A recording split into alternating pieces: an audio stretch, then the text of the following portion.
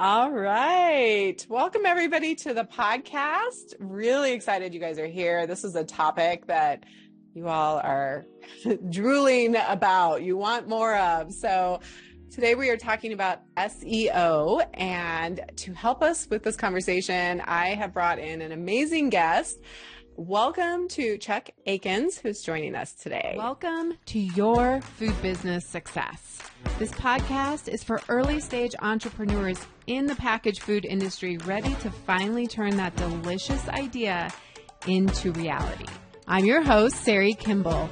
I have guided hundreds of food brand founders to success as an industry expert and business coach, and it's gotta be fun. In this podcast, I share with you mindset tools to become a true entrepreneur and run your business like a boss. Interviews with industry experts to help you understand the business you are actually in, and food founder journeys so you can learn what worked and didn't work and not feel so alone in your own journey. Now let's jump in. Thank you for having me. Excited to dive into this. I know. So fun to talk about this. And you are the founder of Tymoo. Did I say that right? I guess I should have asked that first. You sure did. Tymoo. And actually, I'm going to let you just give a little bit of your background and why I was like, oh my gosh, we have to have you on the podcast, because you're not just I'm just a SEO robot. You bring so much more to the table. So tell us a little bit about your background. Yeah, so I was doing SEO before it even had that moniker. I don't want to date myself, but I was doing it as Google came out and became the number one search engine. But more recently in life, I had an agency in Denver, Colorado, and the agency focused on SEO and content and social media. I had that agency up until about 2 years ago, sold it to a partner, and I'm now doing my own thing under Tymoo, which is, it's a really big company. It's me. I was like, wait, what? I get it. But solopreneur. I know. But there's a whole lot of different things that I have going on. And one of the things that we're going to dive into today is not only SEO, but I have been working on a content marketing process that helps with your SEO that is integrated with Gen AI and really helps brands make high quality content for their SEO. So that's where we're going to get to. Amazing. Right. So, and the brand that I have, it's called Tidal Wave Content. So, and the idea is that you're going to make a wave of content that takes you to the top of the search engines. So that's a great I've name. got courses and tools and templates, and I'm going to talk you through it as we go through this in the next 30, 40 minutes. Amazing. And just so everyone's aware, number one, we are recording this as a video. So if you're listening to us on a podcast platform, you can also check out the video. So if you want to see our beautiful, happy faces and have this conversation on video, you can do that. And I also want to let people know that we're going to have a pretty high level conversation here. And I love that, all the things that you're doing and the way it's not just everybody needs to do this in their SEO, and we're going to have a great conversation today. But we are taking you into fuel, and you'll be our July fuel VIP expert.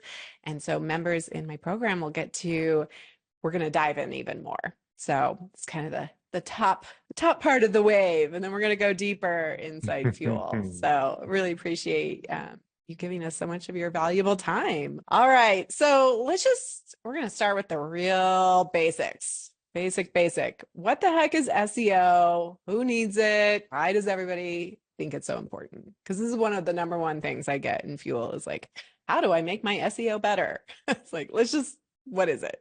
Why do we need it? And if we had that, I don't know if it's a dime, quarter, dollar, whatever it is for every time we got asked that, I would have retired already.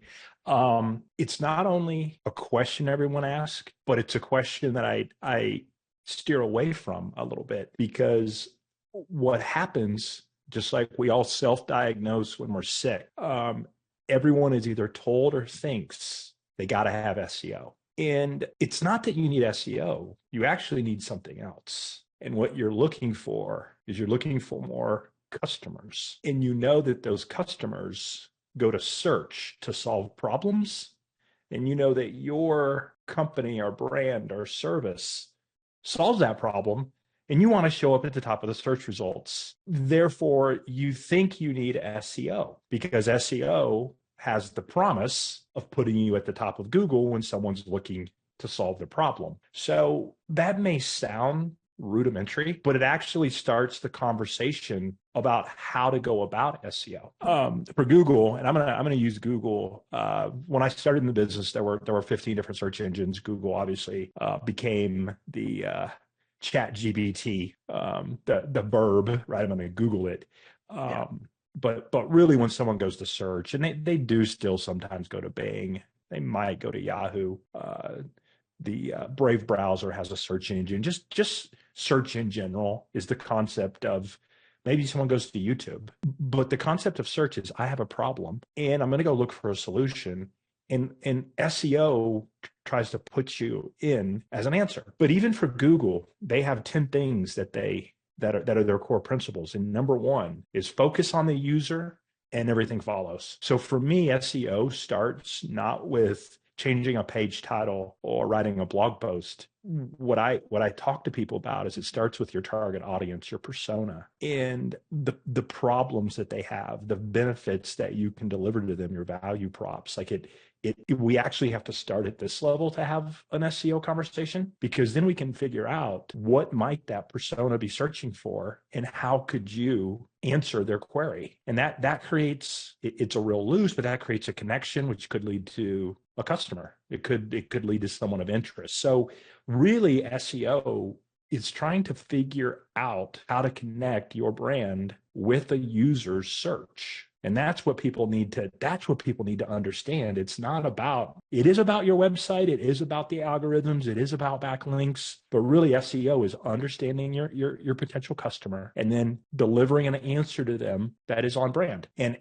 that is our starting point. That's the foundation for SEO. For me. I love so many pieces of that. It's like reinforcing the things that I tell people all the time is you can't just be selling your product to everyone. You need a target customer. You need a persona, that identity. And in fact, we want to niche down maybe sometimes more than we're comfortable with. It's okay that your grandma or your brother likes the product, but is it for them? And in fact, sometimes we want to turn people away. It's to get that niche down so that some people are saying, no, that's not for me, so that you can turn on the people who it is for them. And so I love that you're not, because I think when we think of SEO, we just think like all the tactics, the backlinks and the blogs and, the keywords and we're kind of going about it the wrong way. It's what I'm hearing. And we actually need to start with who's our customer and what problem are they trying to solve? And then everything gets filtered through that. Oh, absolutely. And the things you mentioned, when I said on page titles, copy optimization, backlinks, managing your 404s, interlinking. Yeah, these are all important and you can do them. And there's tools that'll help you. And like we could probably look at someone's website. Maybe we'll do this when we're together. And in 15 minutes, we can find 10 things that are wrong.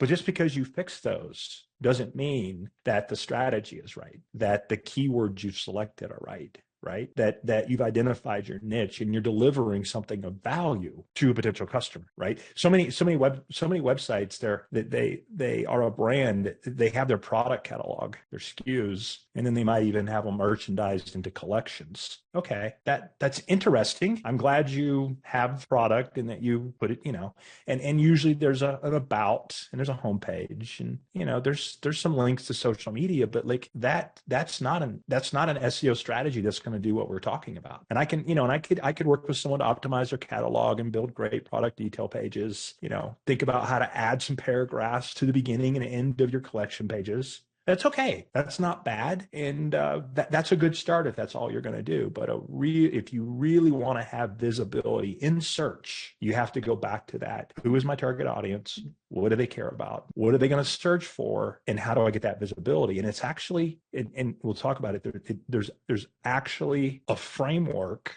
that you can think about to develop that out. And then there's a way to then, without becoming a copywriter as your full-time job, there is a way to go about producing this that it isn't as hard as you think.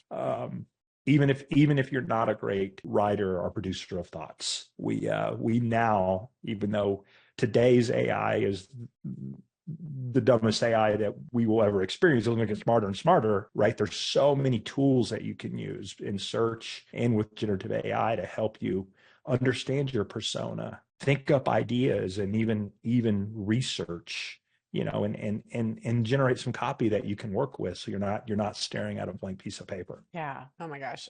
So we're going to get into that framework, and I'm excited to do that. But first I want to ask you, I work with a lot of small brands just getting started. Let's say, my niche is, let's get you to 300K, right? So we're talking to people who are 300K, all the way from just an idea to 300K, maybe still too big of a niche. But in any case, that's who's listening here.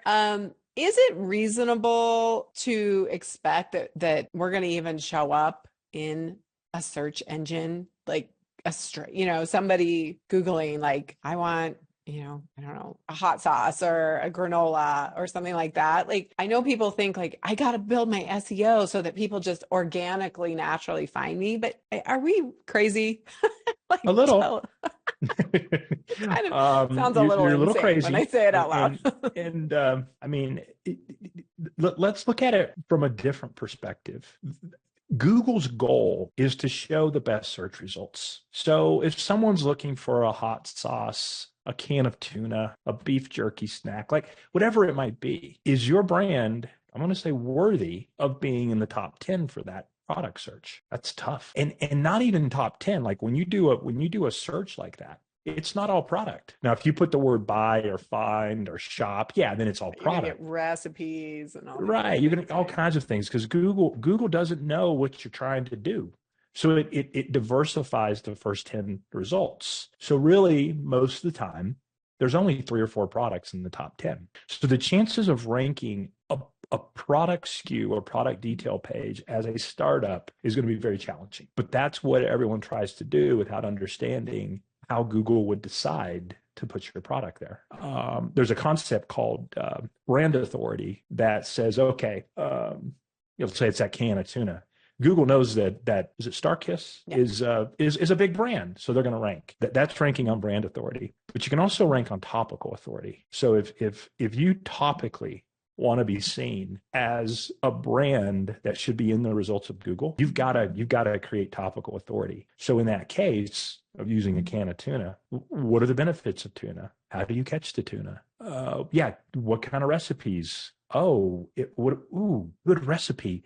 How would I make this a dish for a Super Bowl game? Whatever it might be. Like you have to round out not just the product detail page about the can of tuna, but you've got to show Google that you've covered all of these topics for them to put you into the top 10, because you need to be useful to the person who searches on Google, so they keep coming back. Google, the more times that people come back to Google as opposed to Bing or go to social media, the more money Google makes. So they're using our content that we would make as a small brand to put into the top 10.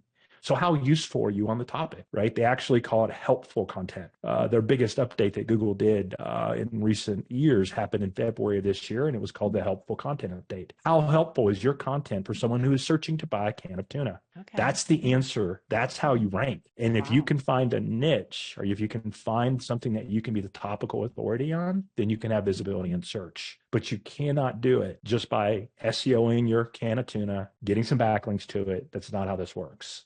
You have to be a topical authority on tuna.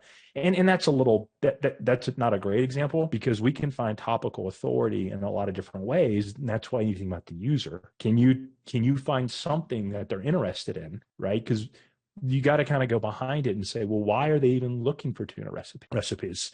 Do they need to eat more fish? Or, right. Right? Like what more protein? Right, exactly. Right. What are they trying to do? But even in that case, this is where you really want to niche down in your topical authority as well. So you got 2 niches going on. Can you segment? I call it micro segmenting.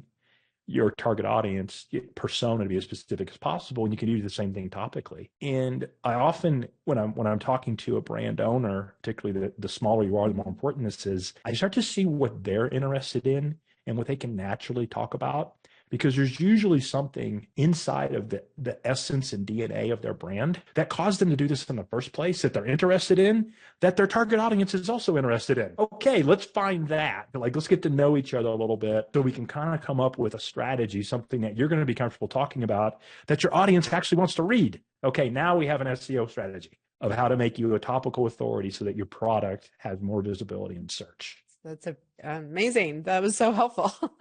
Great. Okay. So that helps us understand the basics of it. And maybe it's even a little bit wild to be like, I'm going to rank number one, right? And you're also competing against sponsored and ads and things like that, but we're just talking about organic. So let's talk about that marketing framework a little bit at a high level. And you've alluded to it already in these conversations, but maybe just get a little bit more, as we think about, you talked about SEO strategy actually being an extension of your marketing strategy. Yeah, no, absolutely. So I look at it, there's business strategy, and then marketing needs to hit those revenue goals and build the brand and get you in retail, whatever it might be. Marketing's got to figure that out. And then you go down, what is the role of SEO and content? And that starts to set up the framework, because when someone goes to solve a problem, right, you want to have awareness, right, using the old awareness, awareness, consideration, and then purchasing. And that starts to set up the first framework of what type of content or SEO is informational, the benefits of your product, just like we're talking the health benefits maybe of tuna, or of protein, or different things. Like, you have the base informational content that you kind of need to explain it. Now, what's interesting is, even someone didn't find you on search, maybe they found you on social, or someone told, they saw you, they saw you on a shelf, maybe even. This is still good content for your website. And the more content that you have on your website, the stronger your SEO and authority can become, the more likely somebody will become aware of these things and even start down that consideration. So the first time of SEO and content you want to do is this informational content. What do you need? Now, some of this can live. You always have to think about where it goes. Let's say that some of this information, some of that I'm talking about is a blog post, but let's say it's it's informational about the product. Maybe that goes into FAQs on your product detail pages, right? So, but you just need to think about it in the framework. What is the information that people need, and where do I put it? And there's two real popular places. You can put it in an article or a blog post, depending on if you're in Shopify or WooCommerce or whatever. And then you can actually do it inside of your product catalog, much like you would insert reviews, right? One way or another. A simple thing is just to introduce FAQs there, are short paragraphs at the beginning or end, or on a homepage. So the first wave is usually always informational, right? And we're going to do 3 different waves, and that one's kind of the easiest. It's also it's kind of like table stakes. Like, you kind of need to do this. So that's number one, is just do you have all the information on your site? Number 2, in this particular case, but it's usually just different words in different industries. It's lifestyle, and things like recipes are a good example of this. Whether you're an ingredient or a snack or whatever, like how do I actually take your product and use it in the real world? And can I see other people doing that? There's different ways to do that, but one of the simplest ways is recipes. You can even you can kind of do that SEO backlink thing too. If you put a recipe on someone else's site, but it includes you're right, and vice versa. Like, you almost do little recipe rings if you wanted to get cute. Trade recipes with different people, or have your have your influencers make recipes and publish them. And then, you can do all kinds of things with just recipes as a lifestyle thing. But lifestyle could also be, I've seen people extend it into concepts like best snacks for the soccer team, right? Like, how does your product, not information about the product, but how does your product go out there and exist in the real world? That's a second brainstorming wave. That one can sometimes be a little bit more difficult, because you can't just gin up the answers. You can't just create a blog post. Something's happening, and there's probably some photos, but that it's a little more difficult, but it actually could be one of the bigger drivers of your inbound search strategy, because people are looking for that. And we'll kind of come back to that lifestyle piece, because this lifestyle, and I'm going to say now, this lifestyle often can hook into social as well, which the distribution on social media of something like a recipe or best snacks for a soccer team, it does send signals to Google that people are consuming your content. So it's a good connector. The third one's the hardest, but it's really, really important. And it's usually something very specific to the brand. Some people would call it thought leadership. How do you activate and connect with your audience? This often becomes the why does somebody buy from a particular brand. Usually get that through interviews, testimonials. I get it by talking with you and extracting your knowledge and how you feel. So it's very hard to produce, but it often is why somebody makes the first order or samples the product or tells a friend about it. That type of connecting content is so important. It's what truly differentiates you and makes you kind of stand out back. Yeah. And it takes some brainstorming to get there, but there's usually something that can be discovered and used that and sometimes it's very tangential. It's not directly tied to the brand, but you can see it, and you can map it backwards. But those are the three types of content: informational, and in this case, lifestyle, and then narrative stories that bring kind of the brand to life. Right. And you kind of approach, because there are different formats and different ways. And you may not even do all three. You may just say, hey, Chuck, all I can handle is a little more information. I could do a few recipes. That's kind of cool. And no way am I doing this, but it's okay. It's the framework, and it gets you thinking. And then when you start thinking about these things, you can take the persona, you can take your value props and messaging, you can take your current website content, and ideation suddenly flows, because you're like, oh, once you get a container and say, okay, what am I building in this wave?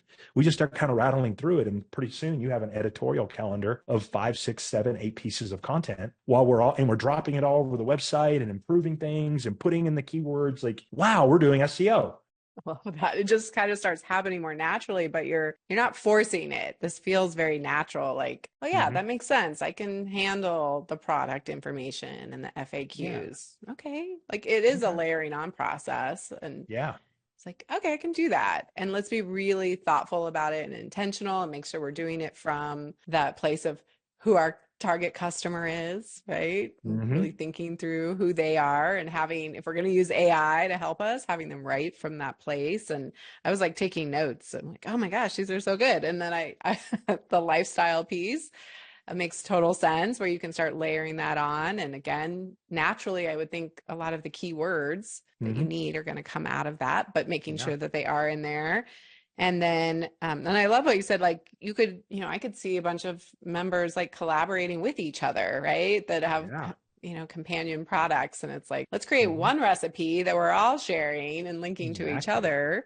And we can use, and then share on social and get more reach through. We're all, it's like so one effort, but everybody gets to take advantage of it. It can all get thrown in the shopping cart. I know. That's so great. And then I love that piece around thought leadership. Yeah. So, that could be like you as the brand going on a podcast or contributing to, like I said, an article or somebody else's, their websites as well, and telling your story, because it is that why. I mean, I keep telling people you're never going to compete on price in this category, right? If you're doing CPG, you're just never going to compete on price. So why are people going to be willing to spend more money? They want to know about you and your story and why you're doing this and how you're giving back to this agency or this charity, or how it's changing lives. And maybe it's just your own life, but they need to be brought into that story and connect with you a little bit more.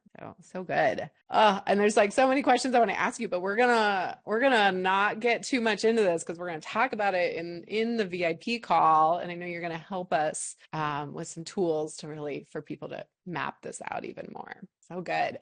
So then let's shift a little bit to how do we process and create automation and use AI? Like AI is here. I did that podcast with Dax Hammond a couple months ago on AI, and it was like blowing my mind about it. So it's here, it's happening. How are you harnessing it, and what do you recommend so that we can create more waves easily? Yeah. So what I have found first for myself and then watching what other people do with AI, and I ask everybody, that I run into, haven't asked you yet, like, what'd you use AI for today? In this particular case, what tends to happen is that someone goes to a prompt and they say, write a blog post. And what you're doing there, and this is why process is important, is you're starting in the middle. And what we need to do is make sure that we back up and put a good foundation in place. So when we do the workshop, when I start with someone, believe it or not, it's not going to surprise you. The first thing we do is we document the persona. It's the first tool. Everyone will do it. I have a persona builder that if it takes about 10 minutes, you answer some questions, we'll make your first persona. And you can use it again and again and again. You need 5 personas, great. Now we can even run a focus group of personas, right? Like it's good, right? Most people need 3. Past about 5, it's getting a little silly, but one will get you by. So it's the process actually starts there.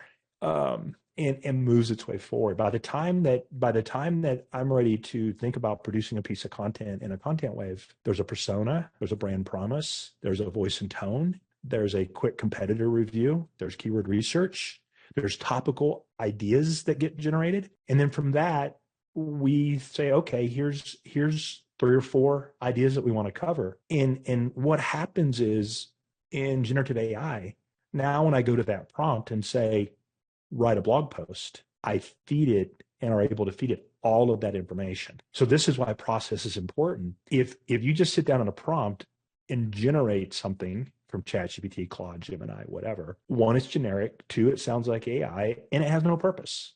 Someone else could have typed in that question and got the answer themselves. And that will be the utility that takes place. Like I personally use search less and less because I'm just prompting AI all the time. So that's why the process is important. And what's good about it in using both automation and AI is that I've been able to build workflows so that it's automated, so you can kind of self-serve, or I can help people get through it faster. But that's what it does for you too. Once you put this foundation in place, it's kind of like, even in the world of creative, once you have a brand book and then you've executed a couple of creative things, it gets a lot easier to do. This is the equivalent. We got to put your artifacts in place. We got to build this out so that when we go to generate content, it's on brand. We understand your value props, your story, your personas, so that the initial copy that comes out, and it serves the purpose it was meant to do. That's why process automation AI is important, because what used to take a lot of money and a lot of time, we can do in 1 hour. Now, it's C-level work. It's intern level work, but gosh, I personally prefer to start with a 7-page document than start with a blank screen, right? And I say, look, this is your, what I call, this is your base. We're going to build from here. We're going to enrich from here, which is the next part of the process, because we have to humanize. We have to now work on it, but it sure was nice to start with some information and data on the canvas. And that's why AI is so important and the process is so important. But people shy away from it because they go to the prompt, they see what it produces, and they're like, well, this won't work. I'm like, well, why should it? Right? We still have to go through this, but it doesn't have to be elaborate. Like, I haven't put myself to the test, but I would. I think I could get somebody to a first blog post in 1 hour that I hadn't met, and we would have done all that work because of automation, process, and it's what I am currently both perfecting in process, but also writing into the real simple software platform that I'm putting together at Tidal Wave Content to help people work through this, so they can make personas. They can ideate against that persona so that they can just start and say, out of those 10 ideas, 7 of them are crap, but 3 of them are good. All right, let's roll. That's how this works. Now let's start diving into each of these 3 topics. Need FAQs? I could probably, using your persona, tone and voice, and value props, I could probably write FAQs on your product detail page in 15 minutes. That's your base copy. Now you need That's the power of then go in. AI. That's the power. Once you Yeah. put this framework in place, you can write Google ad headlines. You can do YouTube scripting. You can do all kinds of things using generative AI once you have your foundational marketing docs in place. And you can have different threads where you've built in those, like, here's my customer A and all their information. And then you Yeah. can keep prompting it, but it has all the backlog and it's just going Yep. to get better and better. Yeah. The example, like I was like, what else could how could I, explain this if people are like still scratching their heads? The example that came to mind was like, imagine I just told AI or Alexa or Google or somebody that was like, hey, write me a grocery shopping list. And that's all I said, right? Yeah.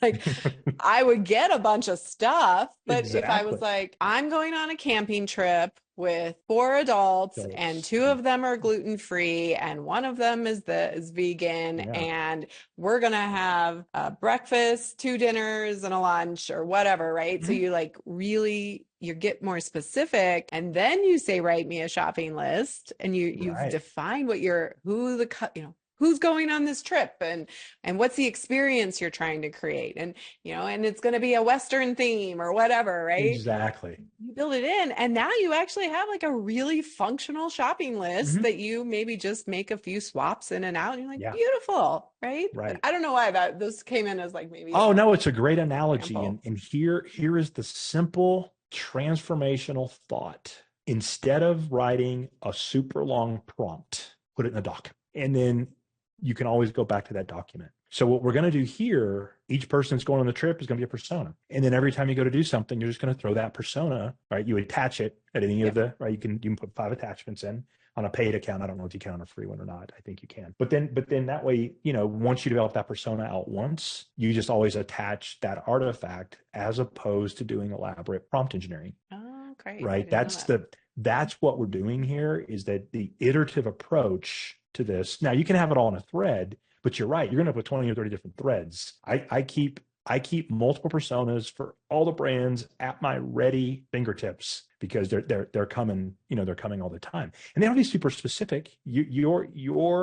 Your narrative and story right there greatly improve the output, right? We don't need to go gather a bunch of data. We just got to say something like conscientious Carly is 42 and works, and is a Right. busy, right? Has two We don't kids have and to, we works in just, tech and exactly, right? Often picks up something on the way home for dinner, like, just right. Is always looking for a new or innovative taste, because her husband has a sweet tooth, right? Whatever, right? There's enough. Like, you don't have to get super spot, because you're just trying to be directional. And the reason that I say that is one of the bigger dilemmas. There's 2 dilemmas that we have in this space. Not specific, but one of them is more so, which is the claims that you make and the hallucinations that AI can have, and the way that you can potentially solve that through a new type of search engine like Perplexity, which has the citations and the government studies and different things that you need to reference built right into their AI engine.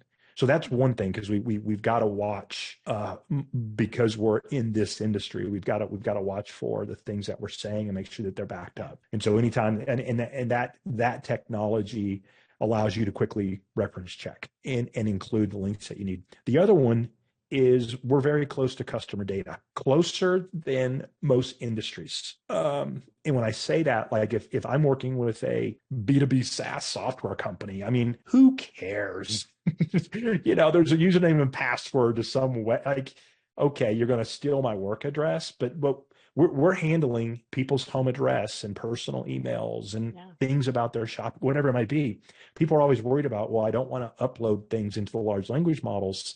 That's why it's like, we don't need to. We're going to, now we, or even, they're like, well, I don't even want to create, like I would like to create my persona based on my customer data, but I can't put that into the large language model. Right? No, you can't. Now there is a way to do it. We can either do redaction to make it pure, or we can set up a local instance of a local language model to do the processing, so that it's internal, never shared. But there's things here that we have to worry about. So that's why we can do all of this without specific customer data, without anything that's proprietary to your brand, and we can cover the citation piece. And those are the three biggest company challenges that small brands aren't thinking about, but big brands do. So you got to think about them too when you're interacting here. I know I went a little bit on a tangent, but again, this is why process and automation, it can help, but you got to do it just the right way and know, like, right, like at what level should I be building detail?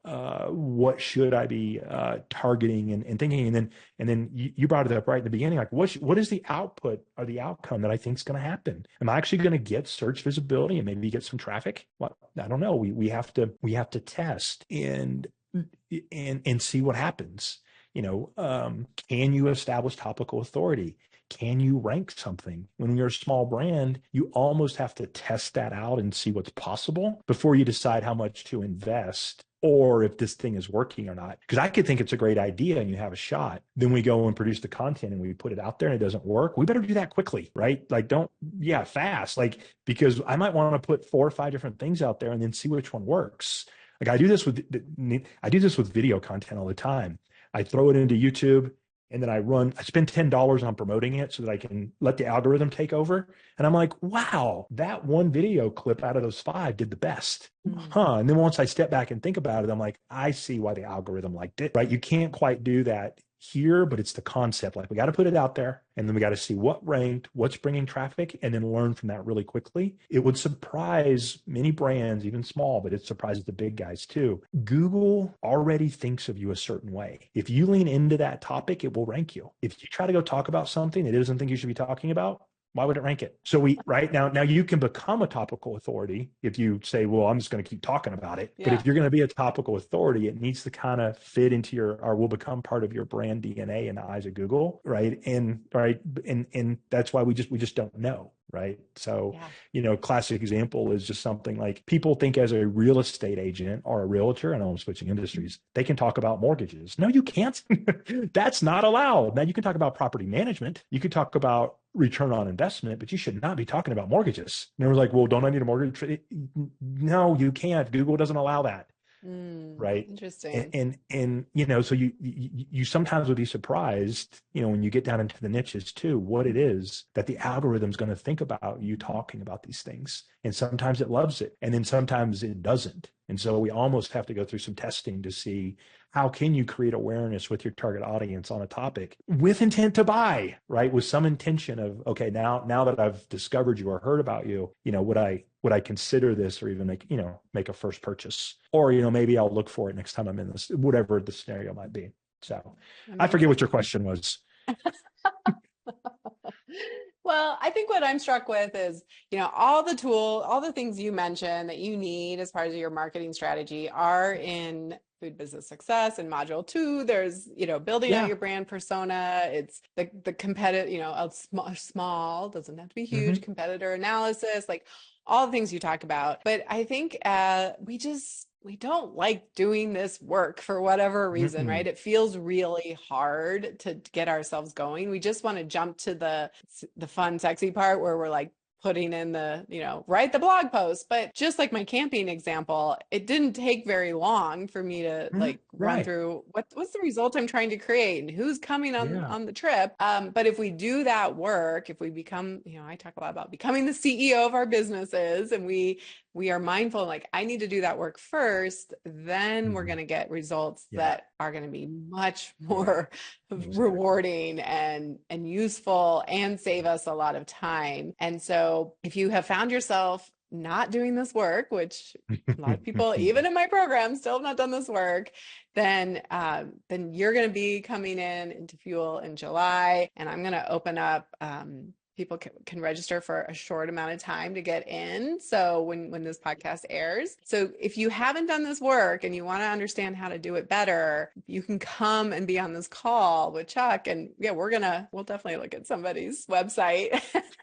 No, absolutely. We'll do that old classic SEO, the tech part of it, where it's like, okay, you got to fix your page titles and this, that, and the other. But to truly win at SEO, you're going to have to do something that feels like real branding and content strategy. And what's great about it, and I'm glad you brought that up, Sari, is that you need to do this work anyway. It's not just for SEO, but I'm telling you, your SEO will be so much better. All of it, your social media, All of it's going to your be better. Your SEO. emails will be better. Your social media will be better. Your website conversion will be better. Like SEO is just good business. The technical optimization that I can do any SEO could do works when you've done all the other work. But when people say they need SEO, they actually need work on their business. Yeah, exactly. And they're looking for the shortcut. Can you just put me to the top of Google? It's like, no, there's no shortcut. You have to do the work. That's why I'm so glad I connected with you. And shout out to Luke with Eco D2C who connected us. But because I was like, oh, yay. I didn't want just another person talking about the technicalities of SEO, right, because that doesn't fix the real, not for small brands. No, the actual thing. Hey, if you're a 15 million, 10 million and higher brand, I can come in and optimize your website and I can get you more organic traffic. A small brand can't do that. You could have terrible SEO or good SEO. I don't know that it's going to matter. But if you do this other work, this branding work, this content work, and you do SEO, now you're getting somewhere. Love it. Oh, yep. That's a beautiful thing. And I know you're going to be really generous and share some tools and things that people can't get anywhere else. So we're excited to have you come, and feel free if you want to share any of your information of where people can find you, or the tidal wave content, anything like that. Yeah, we got it. Tidal wave content, probably a good spot to get orientated.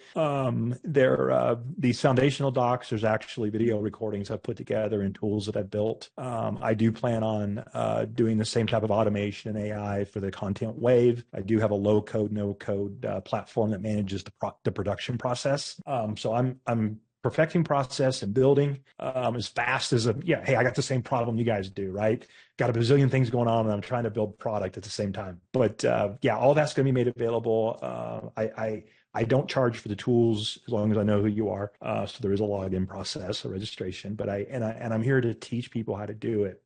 Particularly, I love entrepreneurs of small brands, the kind of folks that you've got here. So yeah, we're gonna learn all about this. And the biggest key is not about doing it right 100%. My goal is that after we have these conversations, the next time that we get together at Fuel, is that it kind of transforms how you think about SEO, how you think about AI, and then you can decide how to put it to use for your brand. The goal is that you become a better practitioner and you feel more empowered to do this type of work.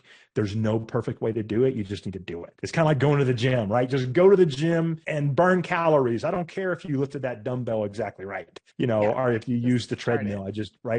We got to do the work. Yes. Amazing. That's good SEO. So awesome. All right. Well, we'll wrap it up here because I promised to keep it a little shorter. And then this will be a great foundation for people joining us in Fuel VIP in July. And if not, hopefully you will take what we talked about here and go start playing with it on your own and just starting somewhere, right? Anything, start with a walk before you start running. So get going. Thank you, Chuck, so much for being here today, sharing your knowledge, your insight on this topic, and can't wait to have you inside Fuel VIP in July. So yeah, thanks for having me. And thanks for having me. And I'm looking forward to it. Amazing. All right. We'll see you soon. The smartest thing you can do as an entrepreneur is to invest in a who to help you with the how, to speed up your journey and help you skip the line. When you are ready for more support and accountability to finally get this thing done, you can work with me in 2 ways. Get me all to yourself with one-on-one business coaching, or join Food Business Success, which includes membership inside Fuel, our community of food business founders that includes monthly live group coaching calls and so much more. It's one of my favorite places to hang out, and I would love to see you there. Go to foodbizsuccess.com to start your journey towards your own food business success.